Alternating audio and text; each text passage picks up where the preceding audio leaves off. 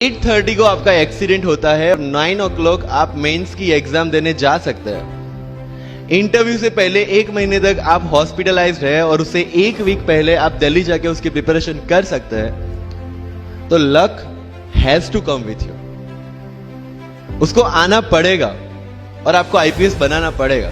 मैं एग्जाम के लिए निकला, मेंस मेरा था, सुबह GS3 का पेपर था। 8:30 को मेरा स्कूटी स्लिप हो गया, मेरा लिगामेंट इंजरी हो गया, लेफ्ट हैंड में इंजरी था, सीट से ब्लीडिंग हो रहा था। लेकिन मेरे पास 2 ऑप्शन थे। मैं खड़ा हुआ, मैंने देखा, okay my right hand is safe and I decided I will go to the exam hall and write the exam. मेरे पास 2 ही ऑप्शन थे, या तो मैं वहां से उठ के रोने लगूं, यार मेरे साथ ही ऐसा क्यों हुआ, मेरा एक्सीडेंट हो गया, मेरा मेंस खराब हो गया और हॉस्पिटल जाओ, या दूसरा ऑप्शन था कि मैं देखूं कि मैं 3 घंटे और सरवाइव कर सकता हूं। हाँ कर सकता हूं। मैं मेंस के लिए एग्जाम हॉल में गया। ये जितने भी फोटोग्राफ्स लगे हैं, सर ने जैसे बताया कि जितने भी इंसान सक्सेसफुल हुए, अगर आप उसकी लाइफ स्टोरी देखेंगे तो कहीं ना कहीं एक मोमेंट आता है जहां पे वो इंसान की जो स्ट्रगल है वो पीक पे हो जाते हैं।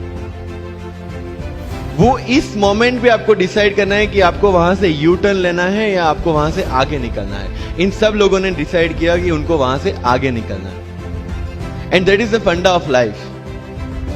सक्सेस उन्हीं को मिलता है जो इस स्ट्रगल वाले मोमेंट से आगे निकलने की सोचते हैं। जब भी आपको लगे कि आपके सिर पे बहुत मुसीबत है, जब भी आपको लगे कि आप हर तरह से गिर चुके हैं, जब भी आपको लगे कि आपके पास कोई ऑप्शन नहीं है, तब एक चीज आप अपने दिमाग में लाइएगा कि यही मोमेंट है जहां से आपकी तकदीर बदलने वाली है। क्योंकि डायमंड जो होता है वो जितना ज्यादा घिसता है उतनी ज्यादा उसकी वैल्यू होती है। सोना जो होता है वो जितना ज्यादा तपता है उतनी उसकी वैल्यू होती है। अगर आप जिंदगी में तप रहे हैं, अगर आप जिंदगी में घिस रहे हैं, अगर आपको लग रहा है कि आप हर तरह से मुसीबतों में गिरे हुए हैं, तभी आपकी जो वैल्यू है वो बढ़ने वाली है। और यही मेरा एटीट्यूड रहा है। लोग बोलते हैं कि तुम्हारी फाइनेंशियल कंडीशन ठीक नहीं थी, पापा इलेक्ट्रिशियन थे, मम्मी हाउसवाइफ थी, डायमंड के कारखाने में काम करती थी, उसके बाद उन्होंने मैरिज में रोटियां बनाने का काम किया और उस तरह से मैं पढ़ा। लेकिन जब मुझे पूछा जाता है कि ऐसी कौन सी चीज है आपकी लाइफ में जो आप बदलना चाहते हो, एंड आई सेड नथिंग। क्योंकि अगर वो चीजें नहीं होती मेरी लाइफ में तो शायद आज आपके सामने में नहीं होता। तो अगर लाइफ में प्रॉब्लम्स है, अगर लाइफ में स्ट्रगल है, जैसे सर ने बताया struggle is a part of life and I strongly believe in that. Bharat वर्ष का सपना चंद्रगुप्त ने देखा, चाणक्य ने देखा, और उस भारत वर्ष को बनाने के लिए जब ये संघर्ष जारी था और तब राजा धनानंद की डॉटर दूरदराज से चंद्रगुप्त को प्यार हो जाता है, और जब चाणक्य उनको बोलते कि नहीं तुम्हें उससे दूर रहना है, तब चंद्रगुप्त बोलता है आचार्य कभी कभी सोचता हूं कि जिंदगी में या ये भारत के सम्राट बनने के लिए इतना त्याग, इतना बलिदान ना देना होता तो। और तब चाणक्य रिप्लाई करते हैं तो हर कोई भारत का सम्राट होता। This is the fundamental rule of life.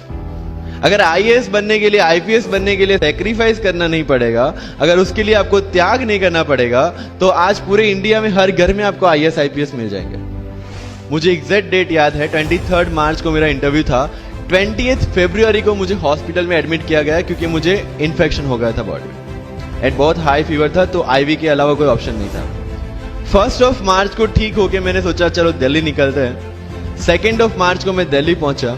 3 मार्च को वापस से टॉन्सिलाइटिस का अटैक होने की वजह से फ्लाइट लेके वापस से पालनपुर, अहमदाबाद, अगेन हॉस्पिटलाइजेशन। 15 मार्च को I got relieved from the hospital. 16 मार्च को मैं दिल्ली पहुंचा और 23 मार्च को I gave my UPSC interview. तो 1 महीने का हॉस्पिटलाइजेशन।